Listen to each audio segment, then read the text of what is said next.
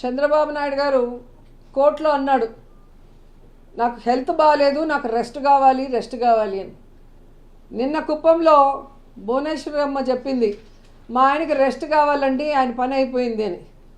So 2024 ఎన్నికల తర్వాత చంద్రబాబు నాయుడికి, పవన్ కళ్యాణ్కి పాలిటిక్స్ నుంచి శాశ్వతంగా రెస్ట్ ఇవ్వడానికి ఆంధ్రప్రదేశ్ ప్రజలు సిద్ధంగా ఉన్నారు అన్న సంగతి తెలియజేసుకుంటున్నా.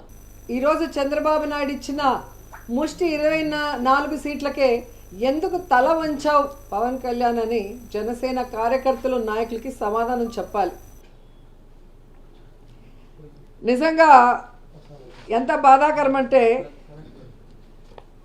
చెప్పుకోవడానికేమో గొప్పగా 40 years ఇండస్ట్రీ, నాకు విజన్ ఉంది, విస్తరాకుల కట్టుంది, నేను కేంద్రంలో చక్రం తిప్పానని చెప్పుకునే చంద్రబాబు నాయుడు ఒక సైడు, సినిమాల్లో పవర్ స్టార్ అని చెప్పుకుంటూ బయట పవర్ లైన్ స్టార్గా తిరుగుతూ మళ్ళీ బింకాలు పలికే పవన్ కళ్యాణ్ ఒకవైపు.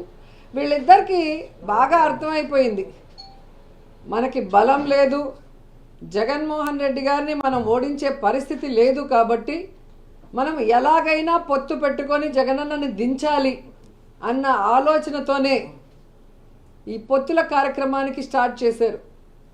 కొద్దిసేపు బీజేపీ సంకనెక్కాలని చూస్తారు, బీజేపీ సంఖ ఎత్తించుకోపోతే కాంగ్రెస్ సంకనెక్కాలని చూస్తారు, ఆ కాంగ్రెస్ ఎక్కించుకోకపోతే పిల్ల పార్టీలతో పోవాలని చూస్తారు. అంటే వాళ్ళల్లో వాళ్ళకి ఒక గందరగోళం, ఎవరితో పొత్తు పెట్టుకోవాలి, ఎలా వెళ్ళాలి, ఎవరు మనని పొత్తు పెట్టుకోవడానికి అవకాశం ఇస్తారో అర్థం కాకుండా గందరగోళం పరిస్థితిలో ఈరోజు 118 స్థానాలు అనౌన్స్ చేశారనేది మనం అర్థం చేసుకోవాలి.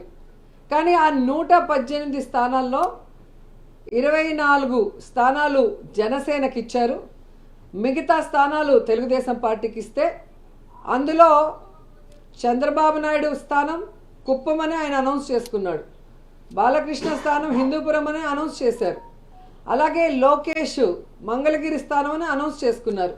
కానీ పవన్ కళ్యాణ్ ఎక్కడ నించోలో ఏ స్థానమో కూడా ఇంకా చంద్రబాబు నాయుడు డిసైడ్ చేసేంత వరకు అనౌన్స్ చేసుకోలేని దౌర్భాగ్య పరిస్థితిలో ఉన్నారు. అంటే అర్థం ఏంటి?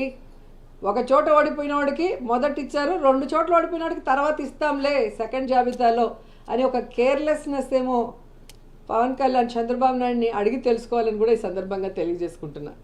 అండ్ ఈరోజు మీరు చూస్తే వీళ్ళిద్దరికీ చెప్పుకోవడానికి ప్రజలకు చేసింది ఏమీ లేదు.